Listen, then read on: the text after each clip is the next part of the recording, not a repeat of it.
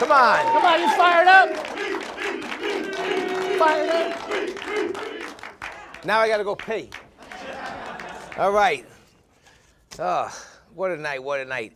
My next guest up tonight is a good friend of mine. You've seen him in a bunch of different movies and TV appearances in The Sopranos and Law and Order and The Deuce. And he's with me tonight, so let's give him a... America's Most Wanted. Let's give him an upplay. Welcome to Lou Martini Jr.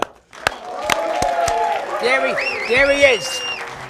What's going on? How about this guy in a new show, huh? Congratulations. I'm so honored and grateful that you had me on your first show. I can't believe that you asked me to do your first show. It's an amazing honor to be on your first show. He was busting my chops. Why, what happened? No, with my first show. But this is not the first show? No, this is the third show. Oh, where's the door? Thank you very much. That's right, you had Gary Pastor on your first show. Yeah, buddy. You got to watch that. You got to watch that wire because it's going to pop. Okay, all right, here we go. We had our boy Gary. Well, for 5 years, I've been asking you to have the wireless or whatever. That ain't me. Come on, Staten Island TV. Let's go spend some money, please. Thank you. He deserves it, right? Yeah. The #1 rated show in Staten Island cable history right here. Listen, ladies and I need a masseuse and at my own green room. And what else do we need, audience? Liquor. Yeah, Stevie should be working a bar over here, right?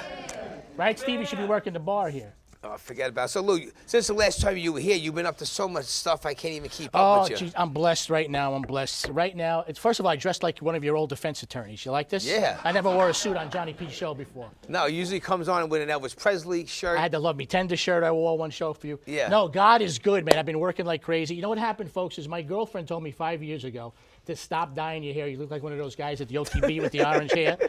So about a year ago, I'm doing Mrs. Maisel, that great show on Amazon. Did? I did a Mrs. Maisel. And my hair was growing out, and they cut my hair, and I had all this gray underneath. So the hair guy, who's a friend of mine for many years, says, Lou, you know what? Not bad. It looks good. You look kind of good with the gray hair. So I left it, and 8 jobs in a row, ladies and gentlemen. Yeah, that's good. I'm booking all this work. Come on. 3 recurring roles. I got some stuff coming up. I don't know when this is going to air, but I got a recurring role on Law and Order now. Yes. I got a recurring role on, and I think we have a clip, right? Yeah, well, that's later on. Okay. Yeah. Well, I could talk about it, though, right? Yeah, that's for Law and Order. No, I have a clip from Law and Order, right? Yes. You don't have a clip from. And that was anybody recently. watch Manifest, that new show with the people on the plane? I'm coming up on Manifest. Now, but before I can't talk about the character. let me interrupt you. Excuse me. Speaking of Liz, you go. When are you going to make an honest woman of her? Oh, jeez. I'm with my girl of 19 years, and I love her dearly. I can't afford a wedding right now. Who's going to pay for it? You know what I'm saying? But one of these days, I may surprise you. Maybe I'll do it on this show. That'd be awesome. I tell you. Have you had a proposal on this show yet? He must be hung low, this guy, if she's with him that long. Hey, oh. And a good cook. Well, she's Sicilian, so she could cook. You know that. Yeah, well, the Law and Order, our friend who was on our last show, Lenny Venito, was in it too. Lenny Venito's in the same episode. And it's funny, what happened with Law and Order now is when I got the job, I booked the job and I did the first episode, which we have a clip from. I think it was on in November. It was on before the holidays. I get to my dressing room, and on your dressing room door, there's the character's name that you're playing, right? So I get to my dressing room, and I was hired as Ron Parker, but somebody put a sticker on my door that said Fredo. Now, I thought somebody was playing a joke, and this was right after the Chris Cuomo stuff. You guys familiar with Chris Cuomo getting called Fredo and said it was Italian slang and blah, blah, blah. So I go on set, and I thought for sure it was the director, Mike Smith, great director, good friend of mine, hired me a bunch of times. Says, Mike, come on, who's putting the Fredo stuff on my door? He says, no. He says, the network talked about it, and you're going to be a new character on the show. We're going to give you a couple episodes and some trials and stuff like that as Ron Fredo. So I will now be Ron Fredo on Law & Order SVU, which is pretty cool, right? Yeah. That is funny, because when I was watching it, I couldn't believe it. I was like, "Wow, they both were on it." That was a good episode. Yeah, Lenny's a dear friend of mine, good actor, good for Lenny, Lenny Venito. And he's done your show, right? He was on the last show, right. And then we actually got up and jammed with the band. It was awesome. Now, what was I going to say to you? I was going to ask you about, because I saw you at the Soprano Con too, and you did good, and we saw everybody. We had a good time. We saw a lot of people. What was your input for the day? Oh, the greatest thing, there was a point where everyone was on stage. Yes. That was at the con. And pretty much we had a fantastic turnout. I mean, a lot of people were there from the show.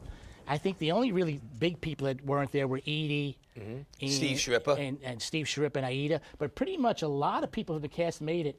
And they had this, I don't know how it came about, but at one point we were all on stage together. That was nice. And the song Don't Stop Believing came on. And you could not hold back the tears and the hugs because we were all family on that show. I came on the last year. I did 5 episodes the last year. But to be on stage with some of those people who I haven't seen in, what, 20 years? And it's not even 20 years. Let me see. When was the last year? Well, 1999. It's more. It came on in 1999. Yeah, but the last year that it aired, that your season was 2006. It was 6 or 7? 2006 for me, yep. So that was an amazing experience. It seems like yesterday. It's great for it's all about the fans. The fans appreciated. We had a great turnout. It's a really, really beautiful weekend, man. Yeah, 100%, 100%.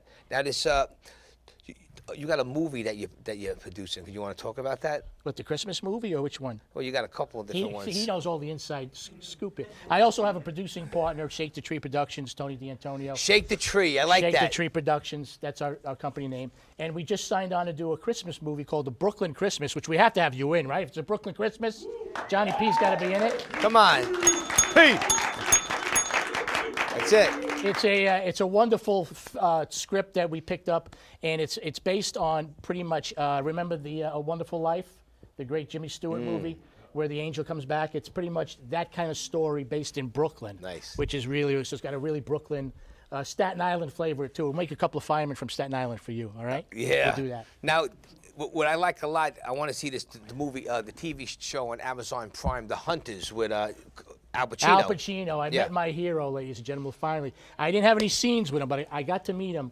I worked with, Johnny knows this, I am pretty much the only actor to have principal work in The Godfather and The Sopranos. And you were a kid. He was a kid. I was, what, 9 years old, 8 years old when I shot The Godfather. But that was the first time I met Al Pacino. And when I found out that day on set that he was there, you know, I pulled a couple of strings because we understand he gets bombarded and swamped with people wanting to see him. But I pulled some strings, and they said, hey, Lou Martini, who you worked with his dad on The Godfather and worked with Lou, he'd love to just say hello. And he said, absolutely, bring him down. I went down, and I spoke to him for a few minutes, and it was a thrill of a lifetime. He's the sweetest, most wonderful guy, and it was a thrill of a lifetime. So I told him, the next time I got to get in a scene with you. But just to be on set with Al and to meet him and take some pictures with him was a wonderful, wonderful thing. Tell me about it. Yeah, Al Pacino. I'm a big Al Pacino fan, right? Hooah! Yeah. Hooah! I mean, don't say hooah around Johnny. He gets excited. Hooah! Hooah! Where's my hooah? Yeah. Now between us, The hooah's late again. What happened to my hooah? No, I'm a respectable guy. now with an audience clap, Robert De Niro or Al Pacino? Robert De Niro. Please. Al Pacino. Al Pacino. Yeah. Attica. Attica. I used to love Robert De Niro until he pulled all of this nonsense. Well, a lot of people used to love Robert De Niro, and the thing is, and we're not going to get political, obviously. No, we're not. No keep political. Keep your politics at home. You're an entertainer and stuff. I mean, the guy was getting a Lifetime Achievement Award, and he had to open his mouth. It was disgusting to me. That's just my opinion. You know, Pacino was the type of guy that he'll ask you, hey, how you doing? What's going on? How you doing? He don't care. Robert De Niro won't even look at you. You know, and we've both worked with all of them. And how about Johnny and the Irishman, huh? Working with the big shots. It's a little thing. How about that? No, but you know what I'm saying? It's just totally different personalities, and I love Al. You were De Niro, and I was him, and I was a featured day player, it's called. But you know, I got SAG paid, I got good money. But De Niro was there, and I was here. It was like 3 hours on and off. I looked over a couple of times. He was just looking, so I looked at him, and he finally looked at me, and I went like this, and he went like this, and then he went like this, and that was it. He gave me a second. He went. He's a very quiet, reserved guy, unless he's bashing somebody, you know. So I heard when he was younger, he was a lot nicer. Well, he got his ass beat a lot too when he was younger too. His nickname was Bobby Milk. He had a very pale complexion. He used to get beat up a lot. Well, a lot of these guys now, you know, they're TV and movie tough guys, but they're not really. Well, our friend of ours that we're not going to mention, maybe we should, who used to bodyguard him back in the day. He used to work with him. Oh, who is this, man? Clem. Oh, that's, yeah. No, Clem's all right. Clem's in Florida friend. Doing a cooking show, Clem right? Clem Caserta from the Jimmy Whispers from the Bronx Tale. You guys remember him? He was here. Yeah, Jimmy Whispers. Yeah, he's a Staten Island guy. He used to watch De Niro's back. Yeah. Before we get to what's next, why don't we show that clip from Law and Order? Oh, this is me as Ron Fredo. This was I guess back in aired in November, January or whatever it is. Something like that, before the And holidays. then hopefully this is the beginning of a nice character arc for Ron Fredo on Law & Order SVU. Sounds good. Control room, let's roll that clip. My client will agree to forcible touching on the girl from Jacob Lawrence He house. raped her. Says who? She didn't see her attacker, and DNA on headphones, probative of nothing. Well, we have a voice ID. No eyewitnesses, only an ear witness. I'll convince the jury that little Lupe is deaf and blind. Little Lupe? It's tougher than you think. Juries love me, and they don't like cops. And that goes double for cops who turn into prosecutors. They're gonna hate you. Yeah. Hooah! That's that band from Philly, right? You're animals, you're crazy. The band from Philly's here tonight. That's it. Hey, thank you, Nick Christophers, for putting a good word in. Oh, definitely. He hired me already. He's in the green room giving me a movie already. We're doing Nick Christophers' movie. Nice. Nice guy, Nick. All Thank right, you, good, Nick, for the yeah. kind words. Very nice of you. So listen, before we wrap up, now talk about this. You got a TV spot in Life on ABC? Show called For Life. Yeah. It's coming on February 10th, 11th, or something like that. I also got a recurring role on that, playing another lawyer. And let me tell you, when you see this show, this guy he's an English actor. His name is Nicholas Pinnock. He's going to be the next big thing. He will win an Emmy. Remember I said that. We'll come back next year. He will win an Emmy for this performance. He plays a guy that was wrongly convicted of being a drug dealer, and he becomes a jailhouse lawyer to try and get himself off, but also to help other people that have been wrongly convicted. Tremendous show. This guy is tremendous. Had a great time on it. Great time on it. So I'll be coming up on that show also too. And Manifest too. Watch Manifest. Yeah, Manifest is a great Manifest show. I never saw. I want to definitely see I that. got 3 episodes of Manifest coming up. That was fun. Now, what about Lincoln Rhymes before you go? We worked with our buddy Michael Imperioli Yeah, on that. That's Michael's show. Michael has a show called Lincoln Rhymes. And you guys remember the Denzel Washington movie where he's a paraplegic detective? What It's was called the The name of Bone it? Collector The or Bone something like Collector, that. yeah. Right, something bones. Well, there's a TV show that Michael Imperioli, our dear friend and great guy, is doing a lead on. And I did a guest star with Michael. I got to work with Michael again. It's been a long time. Playing this mad bomber character. And that'll be coming on in a couple of weeks. That I too. want to see. That was fun. You got to put the good word in for me. I want to get him on the show one day. Fun. Oh, absolutely. Thank you. Well, Lou, it's always a pleasure you coming down here. You know I love you, man. And anytime Love you you're too, welcome buddy. here anytime. Thank you. Lou Martini Jr., everybody. And you got the best studio audience in cable TV. The best. Yeah.